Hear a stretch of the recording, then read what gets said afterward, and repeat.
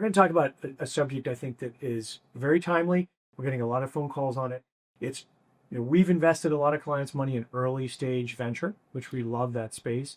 And a lot of clients want to invest in late stage venture in some of these exciting names that they're reading about. And so that's what we're going to talk about today. We're going to talk about what's best practices, what's the difference between the two, what are the risks, what should investors understand. And so with that, Greg? Yeah, we're going to try to break down the risk between early stage and late stage private investing. And I mean, the punchline is we think investors should think twice before paying huge premiums. So, if we look at today at what Pat referenced, at the news we're seeing, Anthropic is raising capital at a big valuation. They go over 350 million in the recent round. Billion in the recent round. SpaceX at 800 billion, and people saying it's going to go public at 1.6 trillion. It's hard to get these numbers right. They're so big. I mean, these are massive numbers by any measure. Yeah, and basically, there's a catch. You are paying top dollar for these names today. I mean, you're not getting a great deal for sure. Before they're public, before they're liquid, before they're transparent. And so, it changes your risk dramatically. It just does. Yeah. It just does. And what are the risk fundamentals, Greg? Yeah, so like everything, we try to approach this mathematical, not with our thoughts and feelings, but what does the math suggest? And, academic research has shown that early stage venture is inherently risky. Companies have a high failure rate. Valuations are very difficult to come around to, and they're uncertain. However, the potential return has to compensate that, and we found that if you do it correctly, it does. That's right. In contrast, if you look at late stage companies, they have lower individual volatility, right? But they have higher correlation with the public market, right? Why? Because their way out is the public market. Their way to liquidity is that public market. So what's happening in the stock market today, what you're reading about in the news, is going to have a huge impact on the valuation of whatever private company you think is going to go public later this year. And that's just kind of the way to think about it. And so maybe talk a little bit about our approach to seed venture, and we can contrast that with how people are approaching. Yeah, so seed venture, which is like the opposite, is something that we really believe in, and we invest in typically 4 to 6 small venture funds, which invest in like 20 to 40 companies, sort of every 24 months or so. Why is that? Well, there's a power law to seed venture. You want to invest in 200 companies every couple of years. Why 200? Because you need enough. There's going to be a high failure rate, so you need enough so that there'll be some success there.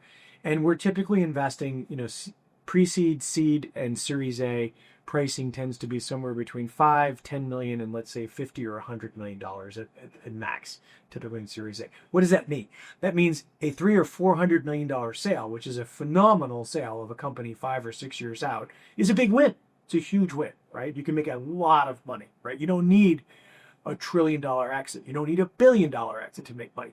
One of the reasons we like these companies. And they require much less capital to set up today than they did even 3 years ago, right? So you can build a company today with 20 employees to 100 million in sales. Yeah.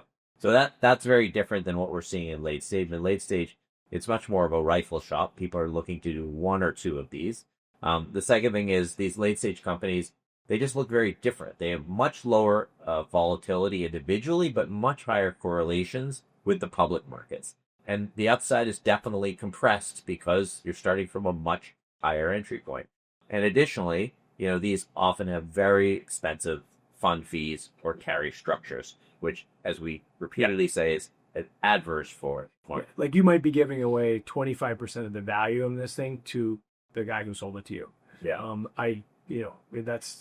that's just something you have to consider. That's a lot, right? When they go public, you can buy it, and you're theoretically going to be able to buy this company in the public markets in 6 to 12 months for free, like with no carry, with no cost attached to it. So one needs to evaluate those things.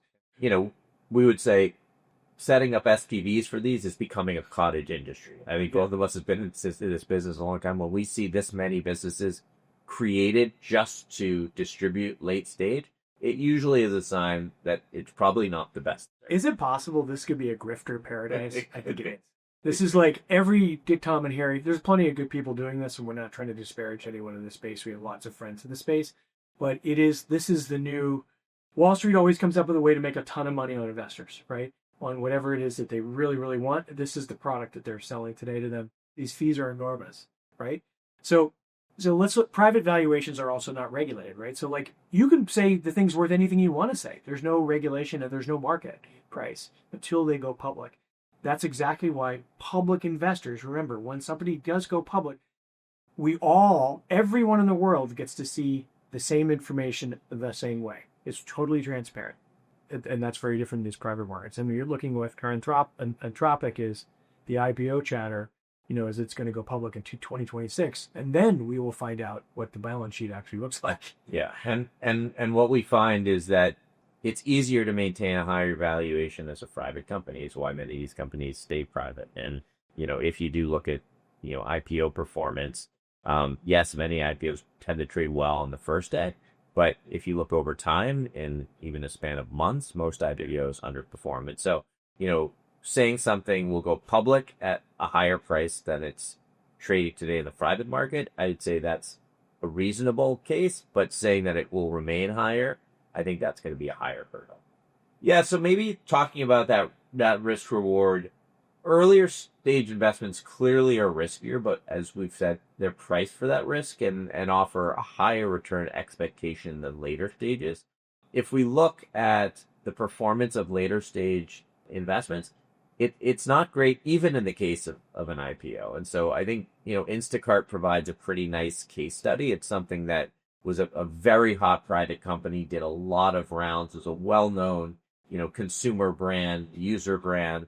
And ultimately, came public. But if you dig into that and say who actually made money, it's not that pretty. Who made money? Yeah, so you had to be pretty early. Yeah. The Series A and seed folks, that was a home run, right? That was a case of that's a fun maker if you were early. They made like 50 to 100 times their money. The early stage investors, 50 to 100 times. And most aren't going to do that, but that's the reason you are a seed investor, to get one of these. The Series C made 3 to 6 times, which is still phenomenal, solid out there. Yeah, 3 to 6. But if you look at if you look at the years from 2019 and below, when this became a really hot private company, anywhere between 10 and 40 billion, which used to be a lot of money for a private.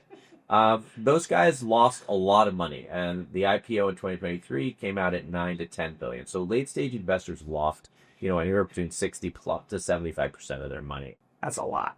That's a lot. So that's a warning sign. I think just to think about that's what can happen when you're doing late stage.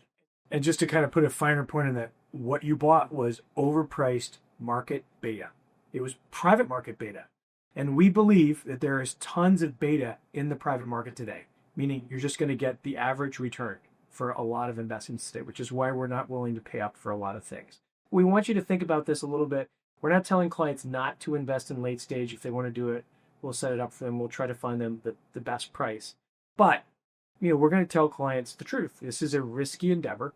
There's a lot of factors that go into how well this thing will do that are just really nothing to do with the company. It has much more to do with the market. And so we're asking our clients to just be thoughtful about how you approach these things, understand the risks. It's money that you should feel comfortable that you could lose, because you might lose it. Yeah. You definitely might lose it. If you'd like to talk more about late stage market risk or have help with disciplined investment decisions, please reach out to us at Align. We'd love to talk through it later. Yes, and please like and subscribe to our Align videos. Thank you so much. Thank you.